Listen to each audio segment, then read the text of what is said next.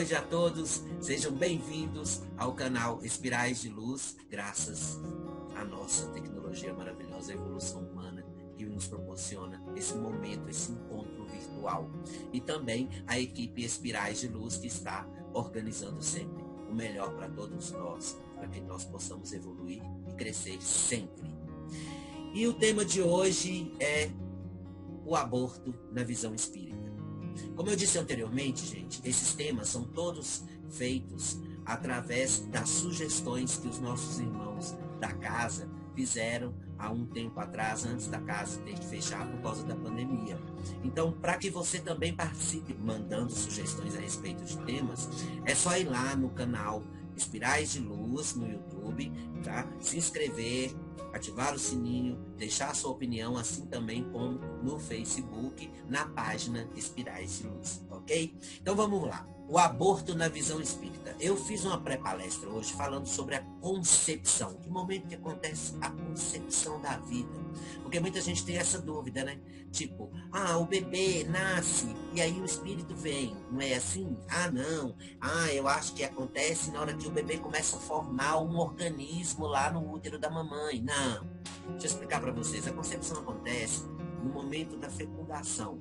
O óvulo e o espermatozoide se juntam e formam uma célula só. Naquele momento é criado um laço energético que é ligado ao espírito reencarnante e este passa a ser um ser vivente, mesmo não ocupando ainda totalmente o corpo orgânico a que foi direcionado para esse processo reencarnatório, ok? Bom, já que está assim, dessa forma, nós sabemos que esse espírito vai desenvolver o perispírito conforme o óvulo. O óvulo vai se desenvolvendo e o perispírito também vai se desenvolvendo, até a hora em que os dois se unem, né? No momento mais à frente na gravidez, onde já está ali o espírito. Eu acredito que até depois de um mês já tem uma formação de um feto mais definido. Nesse momento aí o espírito já está bem próximo, já tá, vamos falar assim, dentro da casinha carnal que ele vai ocupar durante uma vida inteira. E é nessa hora que a gente fala. Em momento algum, a partir do momento da concepção, a ideia do aborto deixa de ser um crime. Em momento algum. Vamos entender isso de uma maneira melhor. Na pergunta 344 de O Livro dos Espíritos, de Allan Kardec, fala: em que momento a alma se une ao corpo? Como eu disse para vocês, a união começa na concepção, mas só é completa por ocasião do nascimento. Desde o instante da concepção, o espírito designado para habitar certo corpo, a este se liga por um laço fluídico, que cada vez mais se vai apertando até o instante em que a criança vê a luz. O grito ou qualquer manifestação, né, que o feto ou o recém-nascido solta, anuncia que ela se conta ao número dos vivos e dos servos de Deus. É nesse momento que nós temos o filho manifestando: oi, eu nasci. Aí o espírito, aqueles espíritos que estão trabalhando lá no Ministério da Reencarnação, vão lá e marcam um xizinho. Olha, tal espírito reencarnou, tal bebê nasceu. Agora ele vai cumprir tantos dias de vida, tantos minutos, tantos segundos e de acordo com a energia vital fornecida para aquele corpo físico. Ele já vem com aquela missão predeterminada. Ele já vem com tudo determinadozinho, principalmente quando ele desencarna cedo. Quando ele desencarna ainda, ou bebê, ou criança, é muito difícil o livre-arbítrio estar influenciando. Agora, a partir dos 7 anos de idade, a criança já tem uma formação consciencial e espiritual mais fixa no corpo físico, ele está assim, realizando ali os processos de livre-arbítrio, de livre escolha dele, que ele pode ou não abreviar a sua vida física, certo? Bom, continuando. Na pergunta 357, ainda no Livro dos Espíritos, fala assim: que consequências tem para o espírito reencarnante o aborto? É uma existência nulificada e que ele terá de recomeçar.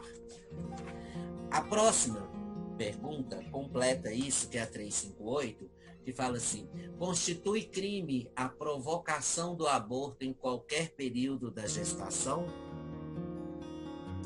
Há crime sempre que transgredis a lei de Deus. Uma mãe, ou quem quer que seja, cometerá crime sempre que tirar a vida a uma criança antes do seu nascimento. Por isso que impede uma alma de passar pelas provas a que serviria de instrumento o corpo que se estava formando. É uma responsabilidade muito grande. Muito. Quando você é escolhido para ser pai e mãe, ou ser mãe, ou ser apenas um pai de uma criança, né? Você tem qualificações para isso. Você tem capacidade para isso. E Deus não está de brincadeira, Ele está confiando essa responsabilidade a você. Está mostrando para você que você é capaz de, assim como você recebeu, passar o conhecimento à frente. Ser educado nisso. E educar alguém. E ensinar aquele alguém do zero a recomeçar, a crescer, a aprender e tudo mais que a vida tem para proporcionar como experiência para aquele espírito que está nascendo. Então, a concepção inicial, ela se dá de várias formas, depende do processo reencarnatório do espírito. Às vezes, alguns espíritos já estão no útero, no corpo físico, justamente porque a mãe vai sofrer um aborto natural. Então, ele passa por aquele processo já no invólucro carnal. Mas se ela não tiver um aborto natural, for um aborto provocado, aquele espírito ele é interrompido em seu processo, em sua oportunidade evolutiva. Então, ele é arrancado bruscamente do corpo de onde ele estava. Isso, gente, para quem acha que não, isso dói. Dói no espírito, como uma dor física em nosso corpo, uma dor de grande proporção em nosso corpo. O espírito sente essa dor e ele carrega essa dor. Alguns espíritos consideram isso motivo de vingança para a mãe. Então, alguns se tornam até obsessores quando eles não estão preparados ou não estão em um grau de evolução maior para compreender que aquela mãe tomou essa atitude porque ela tem um livre-arbítrio. Mas alguns, a maioria, compreende e tenta novamente até conseguir nascer de novo, ou são auxiliados pela espiritualidade de luz. Mas é um crime. É um crime. É um crime que causa consequências para o espírito que o provoca, que o comete, bem graves. Olha só, se você notar, em todas as religiões do mundo, a história do aborto, ela é um crime. Olha só, tem uma parte do texto que fala assim: todas as religiões humanas o desaconselham, porque a humanidade insiste em fazê-lo. O que faz com que um pai e uma mãe escolham matar seu filhinho? O que nos move em direção a um ato que vitima uma criatura frágil e desprotegida? É uma coisa muito banal, muito triste, mas é uma realidade. E ela é baseada no pior sentimento que nós consideramos uma chaga da humanidade, que se chama o egoísmo. Tem mães que provocam o aborto porque aquele filho que vai chegar naquela hora vai atrapalhar a faculdade, vai atrapalhar terminar os estudos, vai atrapalhar o trabalho dela, no qual ela se encontra, que é para ela ter sucesso, ela não pode ter filhos. Vai atrapalhar qualquer que seja o motivo dela estar se empenhando na vida atualmente. Ela considera isso um obstáculo. Quando a mulher considera um obstáculo, ou ela considera um obstáculo para o seu parceiro, ou para a sua família, ou para manter uma imagem, enfim, tudo que é egoisticamente relacionado ao seu próprio ego, ela toma essa atitude sem pensar. Ela simplesmente, vamos usar um termo moderno, deleta a ideia de ser mãe. E ela comete o aborto. É o puro egoísmo. Nesse ponto da livre escolha, eu estou sendo bem claro, é uma livre escolha, sem nenhum tipo de motivo maior. O O que seria um motivo maior? É o que nós, na nossa visão carnal, para nós é injusto. Por exemplo, estupros, violência sexual, casos de, infelizmente, pais ou irmãos que violentam irmãs ou filhas sexualmente. Casos de, vamos falar, de mães que acreditam que aquele marido traidor não merece ser o pai do filho dela. Tem isso. E por aí vai, são infindos os motivos que a gente considera que seriam injustos e que justificariam um aborto. Eu vou deixar uma coisa clara para vocês, para que vocês entendam. Nenhuma folha cai de uma árvore sem a permissão de Deus. Nenhuma menina de 10 anos engravida sem que Deus saiba. E isso acontece por vários motivos. Tem que abortar? Isso aí vai influenciar muito. Hoje em dia, nós temos a concepção que o Espiritismo entende que o corpo primeiro a ser salvo tem que ser o da mãe. Por que isso? Porque a mãe está aqui há mais tempo. A partir de 10 anos, 11, 12 anos de idade, a mãe tem que ser salva. Se aquela gravidez representa um perigo orgânico para o corpo físico do espírito que está reencarnado da mãe e que pode comprometer as futuras responsabilidades e tarefas com que ela se sujeitou nesse processo reencarnatório, sim, é justificado que o feto, né, não venha a sobreviver. Isso, gente, eu estou falando em caso de desencarne ou vida. Para vocês entenderem, vida ou morte, né, na verdade. Vida ou morte. Desencarne ou não, a mãe é preservada. E tem casos em que nós vemos a mãe falar: salve a vida do meu filho, não se preocupe com a minha. Que são motivos de renúncia. Geralmente, quando uma mãe faz isso, se ela tiver que desencarnar naquele momento, ela vai desencarnar. Pela escolha dela e pelo realmente o processo dela de reencarnação, que já estava pré-definido isso. Mas se não, geralmente a mulher que fala isso, o filho nasce e os médicos salvam a vida dela. Eu sou um exemplo vivo disso, porque o médico perguntou para minha mãe: nós podemos te salvar, mas não sabemos como salvar ele. Ela falou: não, salva meu filho. É tanto que a minha mãe ficou muito tempo depois e eles tentando salvar a vida dela, e conseguiram salvar a vida dela, e eu nasci, e eu tô aqui, e ela viveu muito, graças a Deus, foi muito bom, e com certeza nós dois sobrevivemos, não só pelo ato de renúncia, mas pelo ato também de preparação, ou seja, aquilo já estava projetado no plano reencarnatório dela. Continuando. Infelizmente, nós temos que entender que o que fazemos com o divino presente que nos chega às mãos é o amparo, é a proteção. Em todos os países e idiomas do mundo, a maternidade é louvada como sublime. Olha que lindo isso. Não podemos, em nome da modernidade, corromper os valores morais e éticos que herdamos. Dentre deles, sabemos que a lei natural é a do progresso e não a do retrocesso.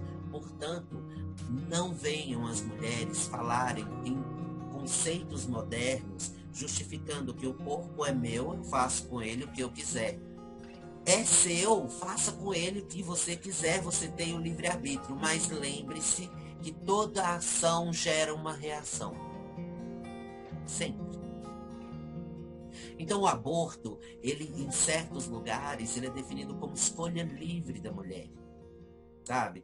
Então ela tem os motivos materiais dela para cometê-lo, mas saiba que isso é errôneo. Na pergunta 359 fala assim: dado o caso que o nascimento da criança pusesse em perigo a vida da mãe, como eu já falei, haverá crime em sacrificar-se a primeira para salvar a segunda?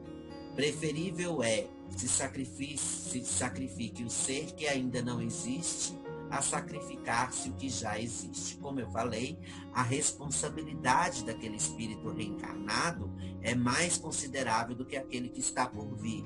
E geralmente, quando uma criança, uma gravidez, ameaça a vida da mãe e mostra que tem esse perigo mesmo e que é um perigo muito forte, os médicos identificam, falam para a mãe e a mãe sabe que se ela não abortar, ela pode também gerar um filho com defeitos físicos e também pode morrer. Ela vai morrer, na verdade, geralmente quando isso acontece, eles já falam, olha, você vai morrer se você tiver esse filho. Então nós vamos ter que abortar, clinicamente não tem como continuar e talvez essa gravidez nem chegue ao fim, porque clinicamente também o bebê vai falecer. Olha, o que eu quero falar para vocês é o seguinte. Analisando os vários tipos de casos, a gente pode falar quais os direitos humanos que nos levam a considerar a vida nessa situação. Eu falo dos direitos humanos que garantem práticas éticas e não para legalizar o assassinato de crianças. E se desejamos de fato proteger as mulheres pobres, violentadas, as crianças que sofrem violência sexual de um aborto, deveríamos investir muito mais na saúde e na educação, na informação e na profilaxia de evitar esses tipos de problemas. Muitas das violências infantis e das violências contra a mulher são geradas dentro de ambientes que não estão propícias à informação, à educação. E algumas estão com isso. Então, nem tudo a gente vai conseguir evitar, porque a humanidade não é formada de espíritos de luz, gente. Estamos encarnados aqui e somos todos devedores. E se não somos devedores, viemos apoiar e acabamos nos tornando um pouco devedores por uma coisinha aqui e outra ali. Então, nesse ponto, não podemos impedir que outros atos aconteçam, mas sabemos que se a população se mantém informada, esses mesmos atos de violência podem ser evitados. Essa atitude vai evitar que se interrompa uma gestação por quaisquer motivos que não sejam naturais.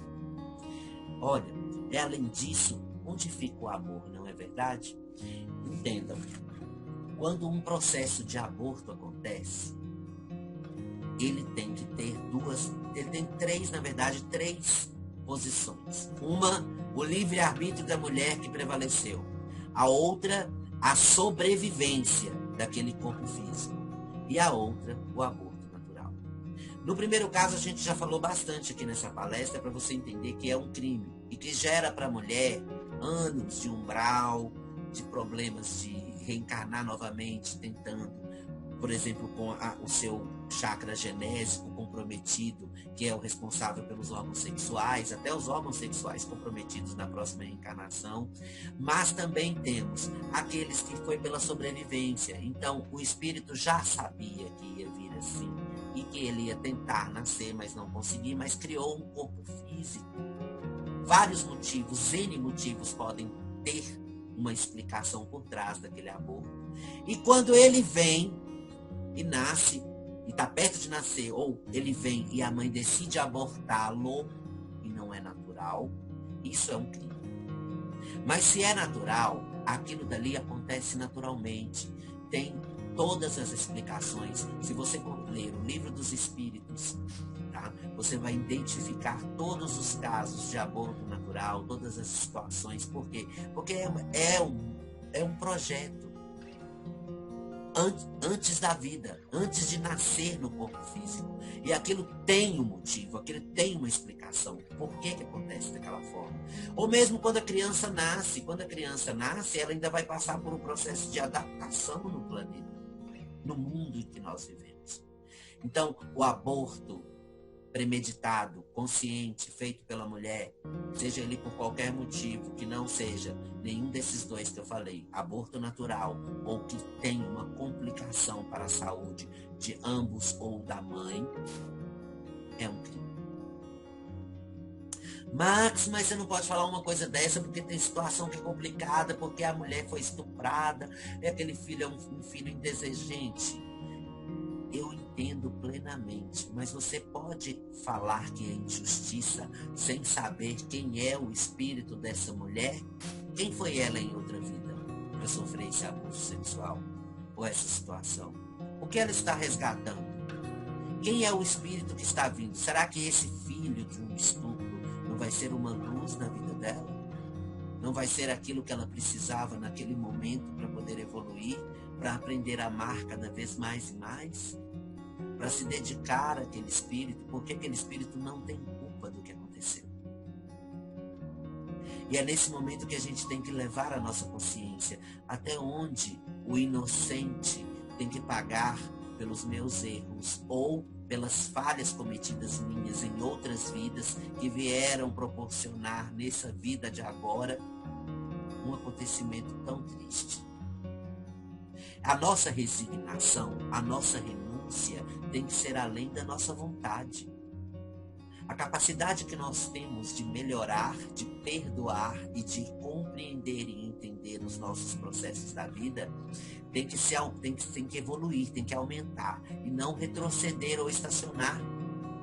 Nós não podemos considerar mais dessa forma, justamente porque a humanidade está passando por uma fase de mudança. Nós estamos passando pelo isolamento social, e dentro do isolamento social, nós não podemos mais sair e ter a imagem nossa sendo visualizada por outras pessoas como uma provocação, sendo de qualquer teor, para que cause qualquer problema. Não, nós estamos trancados dentro de casa.